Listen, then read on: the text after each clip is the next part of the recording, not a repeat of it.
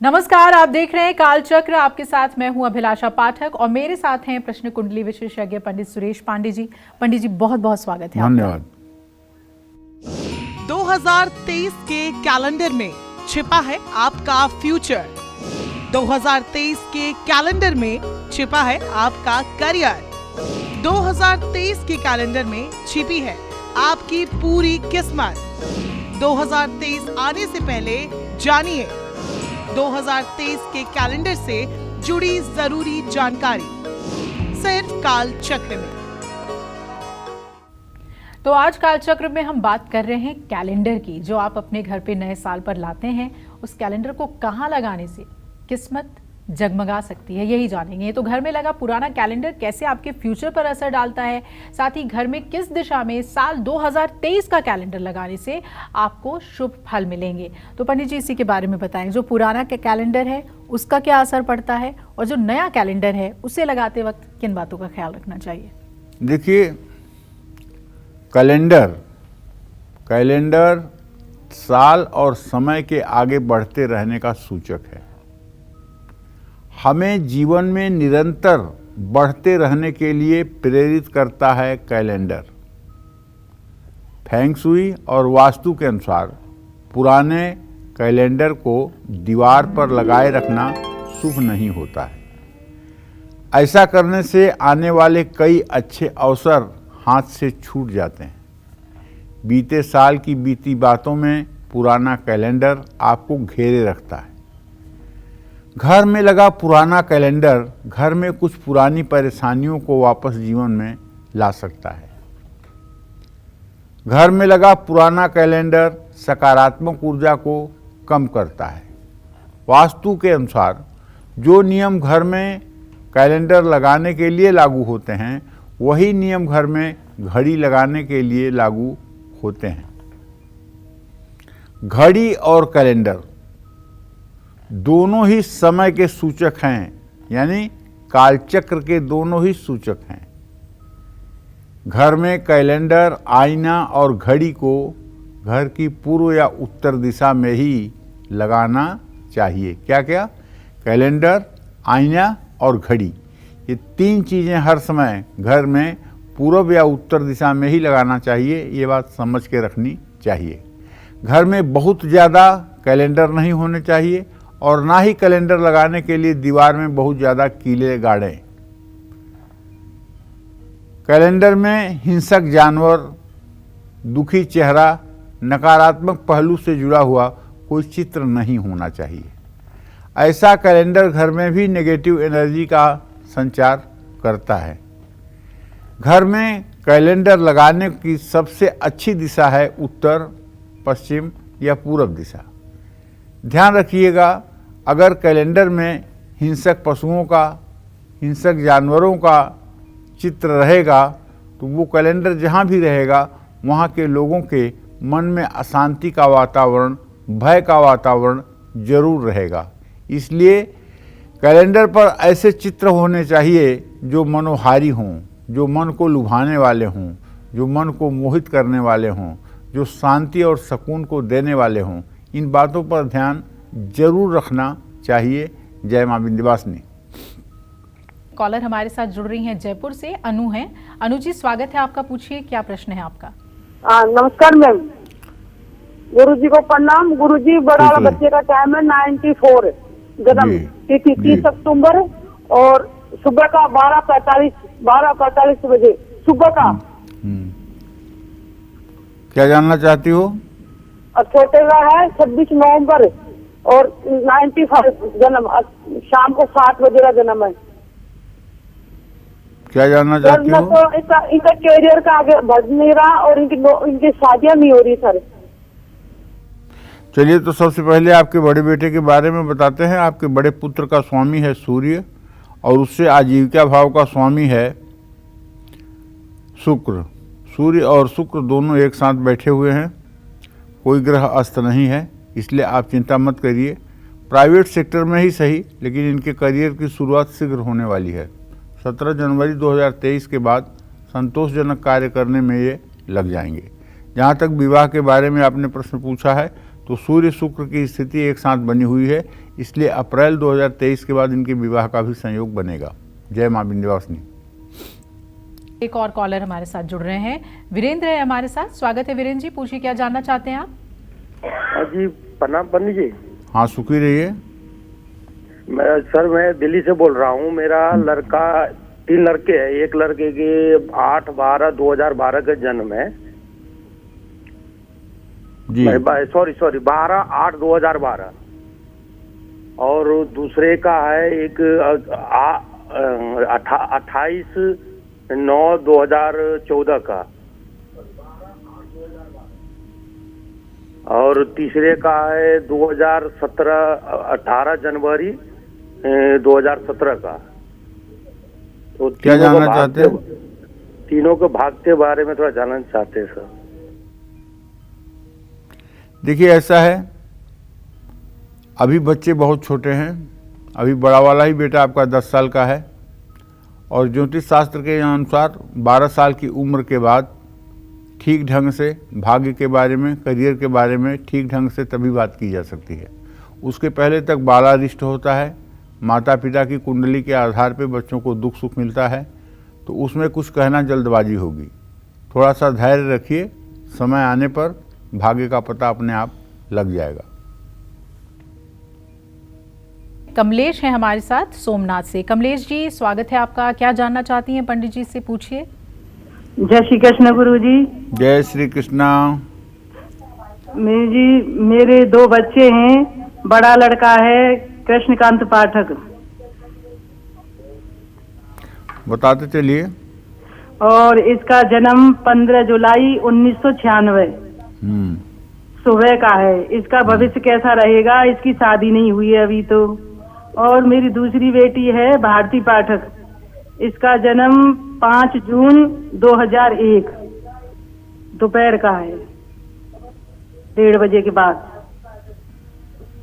चलो कमलेश जी, आपके पुत्र के बारे में बताना चाहूँगा कि आपके पुत्र भाव का स्वामी शुक्र है, उससे भाग्य भाव का स्वामी बुध है। शुक्र बुध दोनों एक साथ हैं, और द्वितीय सप्तमे अगर मंगल को देखा जाए तो बृहस्पति के साथ मंगल का इत्तिसाल भी हो रहा है।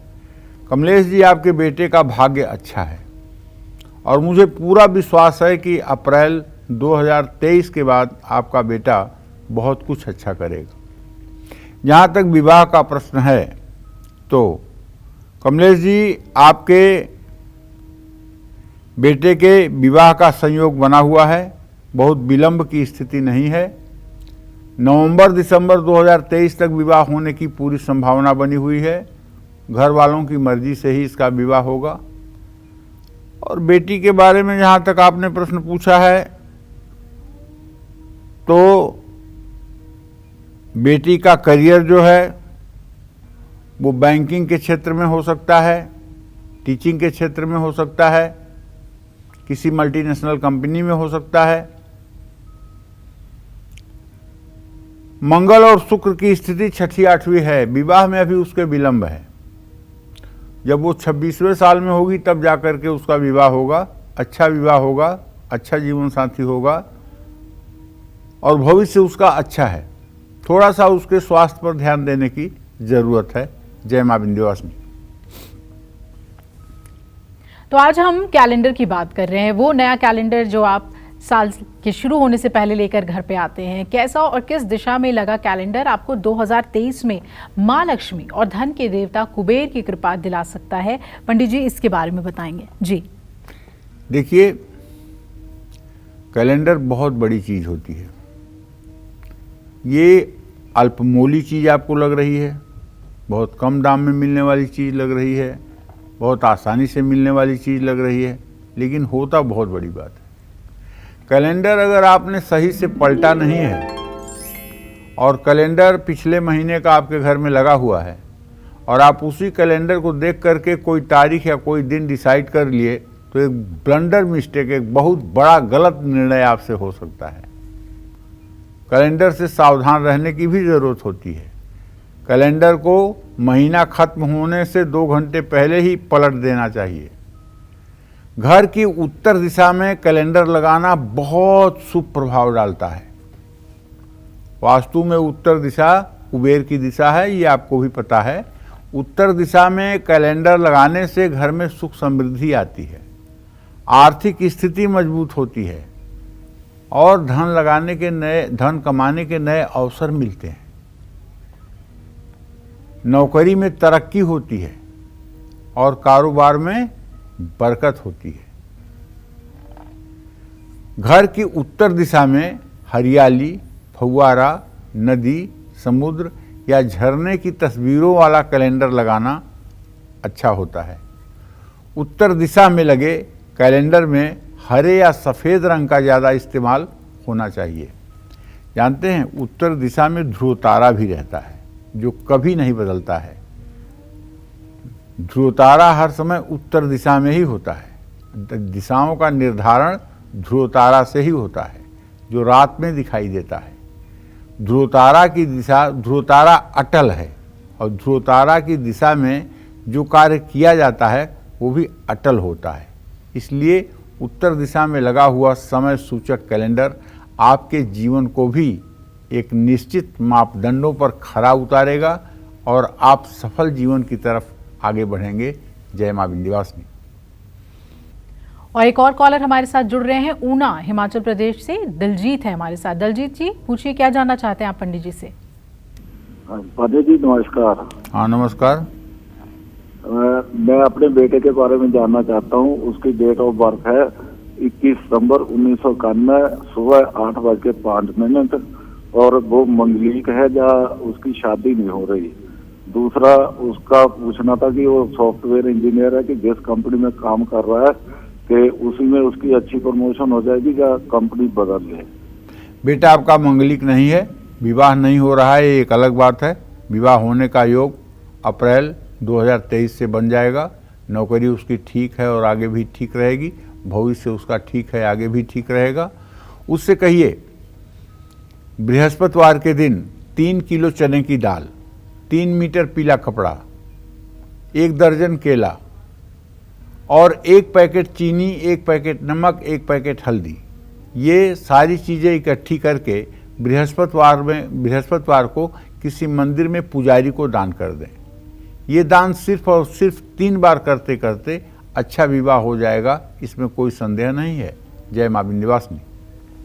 कैलेंडर लगाने की सही दिशा आपके बिगड़े हालात को ठीक कर सकती है और आपको नौकरी में तरक्की भी दिला सकती है। कैसे, जानते हैं पंडित जी से। जी, आप सोच रहे होंगे कि क्या बहुबात कर रहे हैं पंडित जी, कैलेंडर लगाने से कोई सुखी हो जाएगा, कैलेंडर लगाने से कोई राजा हो जाएगा, क्या ये बेवकूफ़ी वाली बात कर रहे हैं। लेकिन जरा सा गंभीर होकर के सोचिए, जरा सा गंभीर होकर के सोचिए। कभी आपने रेलवे का टिकट कराया हो और उसमें तारीख लिखी हो, 12 बजे रात का समय डाला हो और आप वो टिकट करवाए हों एक दिन बाद का, लेकिन एक दिन पहले का टिकट हो गया हो। उस समय कैसा जीवन में समय रहता है, जरा इसकी कल्पना करके देखिए।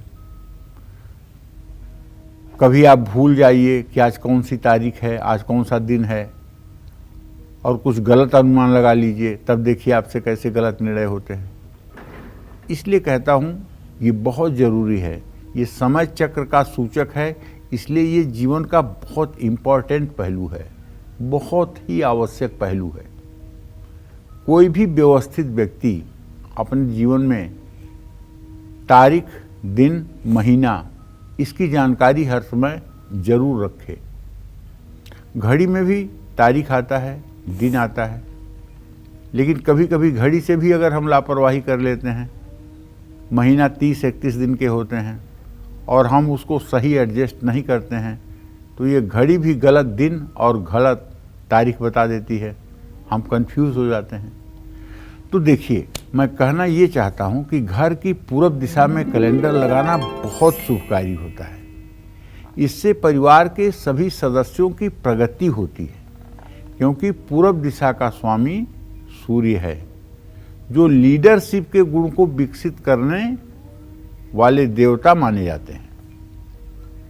सूर्योदय की दिशा भी पूर्व ही है, इसलिए पूर्व दिशा में कैलेंडर लगाना बहुत शुभकारी होता है।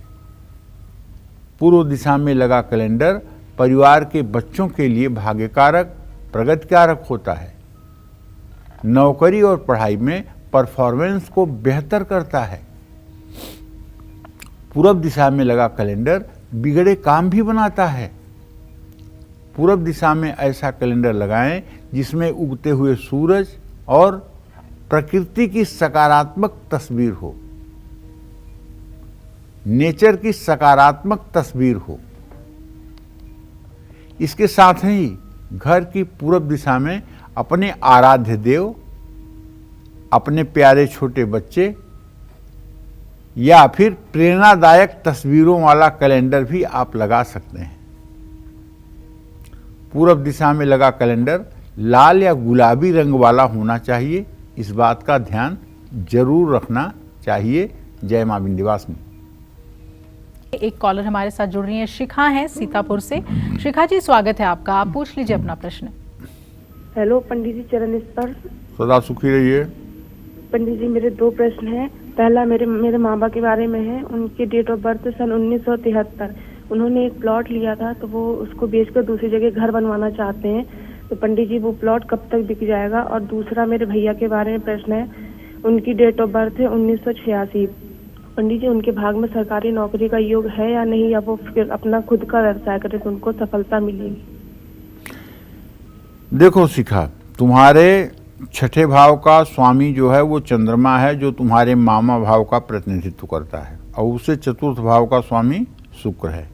चंद्र और शुक्र की स्थिति द्वितीय द्वादश की बन रही है। ऐसे में मैं कह सकता हूं कि अभी तुम्हारे मामा का जमीन जल्दी बिकने वाली नहीं है और नया प्लाट होने वाला नहीं है। इसमें अभी से लेकर के अगले साल अक्टूबर तक का भी समय लग सकता है। मामा अगर चाहते हैं कि जल्दी जमीन बिके तो खैर की लकड़ी 4 अंगुल लंबी कलावा उस पर लपेट करके और अपने जमीन में दक्षिण पूर्व के कोने में 4 इंच नीचे मंगलवार को उसे गाड़ दें। ऐसा करने पर 45 दिन के अंदर जमीन का सौदा हो जाएगा और नया जमीन लेने का सौभाग्य भी बन जाएगा।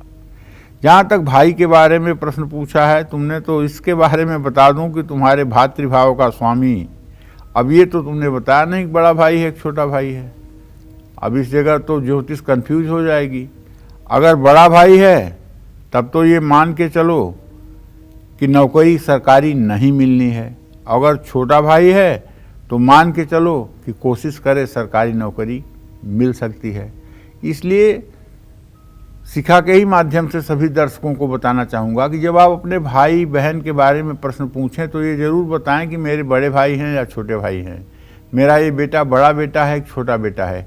क्योंकि ज्योतिष में रिश्तों का मूल्यांकन बिना किए प्रश्न का उत्तर नहीं दिया जा सकता है।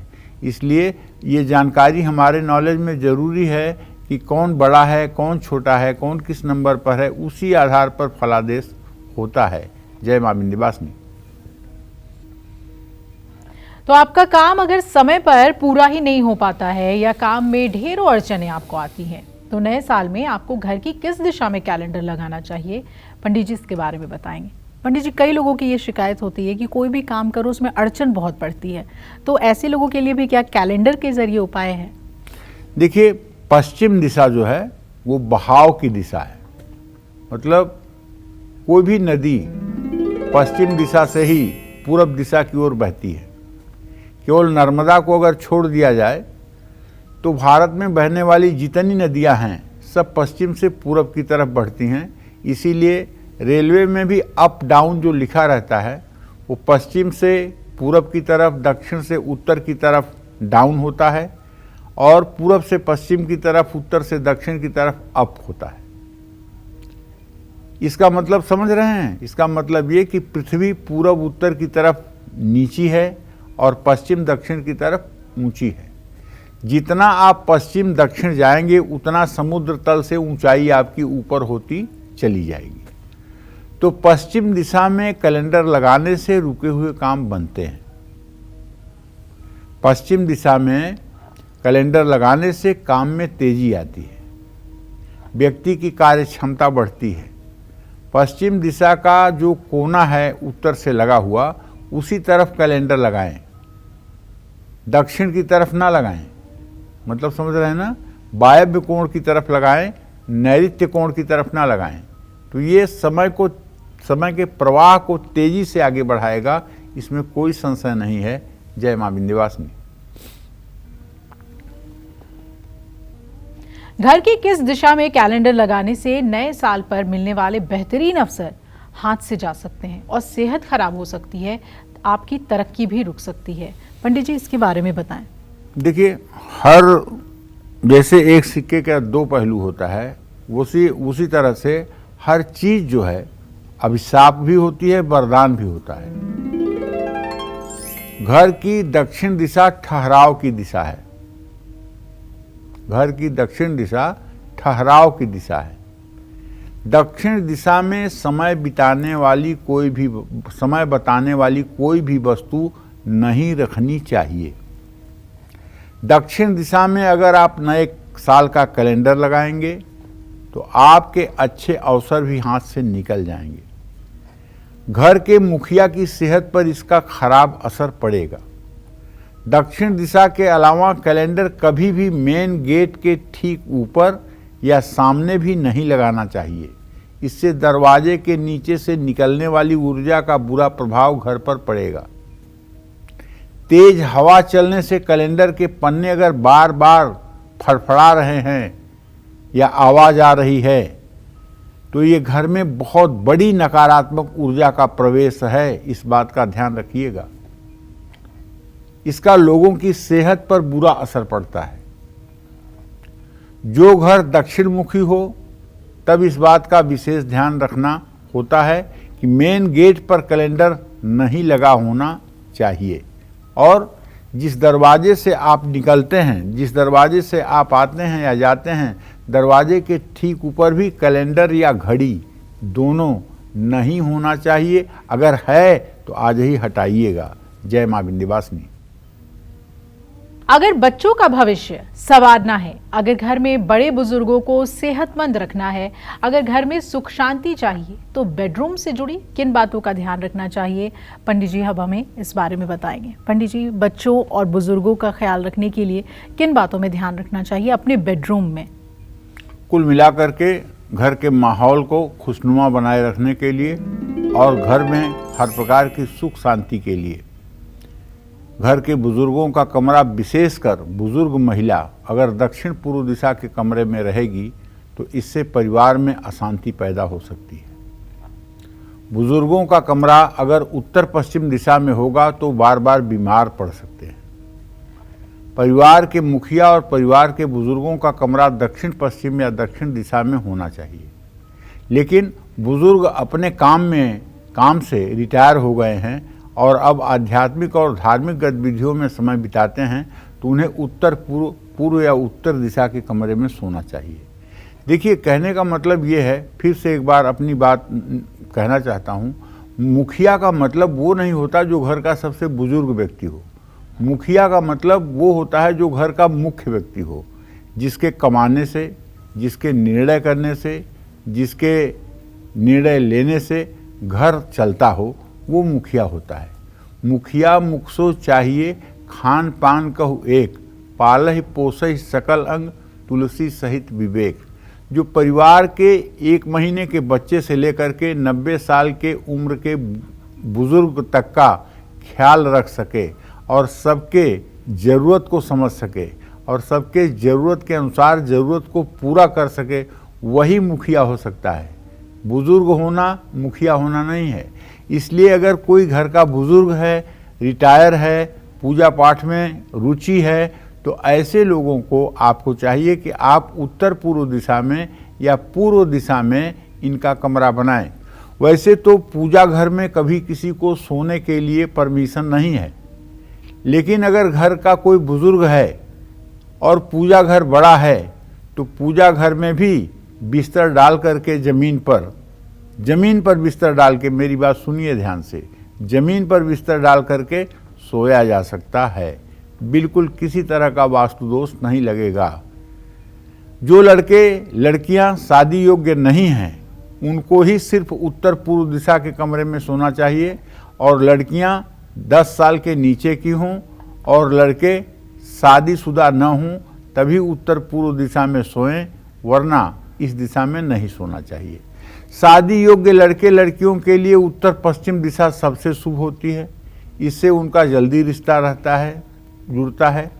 कुंवारे लड़के लड़कियों को घर के दक्षिण या दक्षिण पश्चिम दिशा में नहीं सोना चाहिए, ऐसा करने से विवाह होने में देरी होती है। विवाह अगर करना है, लड़की लड़के का विवाह नहीं हो रहा है, तो उत्तर पश्चिम के कमरे में सुला दो। लड़की को अगर आप उत्तर पश्चिम के कमरे में सुलाते हैं जल्दी से विदाई हो जाएगी, इसमें कोई दो राय नहीं है। ये वास्तु के लिए सबसे अनुकूल जगह है विवाह के लिए। जय मां विंध्यवासिनी।